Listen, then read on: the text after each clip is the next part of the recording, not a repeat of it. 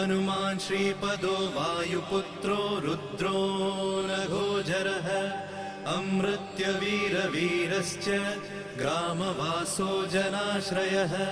धनदो निर्गुणः शूरो वीरो निधिपतिर्मुनिः पिङ्गाक्षो वरदो वाग्मी सीताशोकविनाशकः शिवः शर्वत्परो व्यक्तो